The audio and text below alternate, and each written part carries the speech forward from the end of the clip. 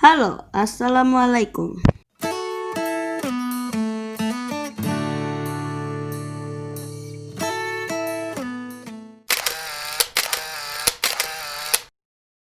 Halo, selamat datang di video info mini yang kedua. Di video ini, saya akan membahas tentang plastik. Alexander Parkes adalah pengawal sejarah plastik. Pertama kali memperkenalkan plastik yang terbuat dari bahan organik dari selulon pada sebuah eksibisi internasional di London, Inggris pada tahun 1862 dan dinamai Parkesine. Plastik sendiri berasal dari bahasa Yunani yaitu plastikos yang berarti lentur dan mudah dibentuk. Parkes mengatakan bahwa temuannya ini memiliki karakteristik mirip karet, namun dengan harga yang lebih murah. Ia juga menemukan bahwa Parkesine ini bisa dibuat transparan, tapi temuan Parkes tidak bisa dimasyarakatkan karena mahalnya bahan baku yang digunakan. Kemudian pada tahun 1907, Leo Baekeland, seorang ahli kimia dari New York, menemukan bahan sintetis pertama buatan manusia. Dia mengembangkan resin cair yang diberi nama bakelite. Material ini tidak terbakar, tidak meleleh, dan juga tidak mencair dalam larutan asam cuka.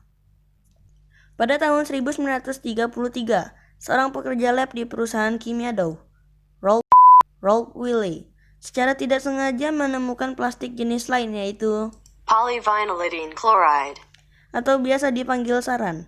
Saran pertama kali digunakan dalam militer. Namun, diketahui bahwa bahan ini juga cocok digunakan untuk pembungkus makanan.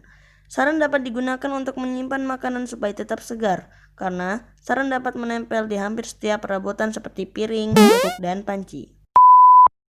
Di tahun yang sama, dua orang ahli kimia organik, E.Y. Fawcett dan R.O. Gibson yang bekerja di Imperial Chemical Industry Research Laboratory, menemukan polyethylene. Temuan Fawcett dan Gibson ini sangat memengaruhi dunia. Karena tipis dan ringan, saat Perang Dunia II, bahan ini digunakan sebagai pelapis untuk kabel bawah air, juga sebagai isolasi untuk radar. Tapi, pada tahun 1940, penggunaan polyethylene sebagai bahan isolasi berat radar sebesar 600 pound.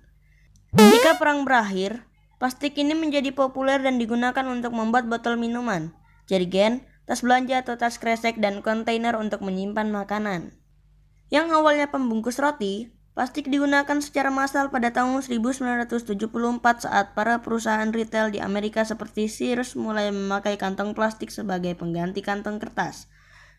Dan pada tahun 1977, plastik mulai digunakan toko-toko kecil di Amerika Serikat dan Kanada.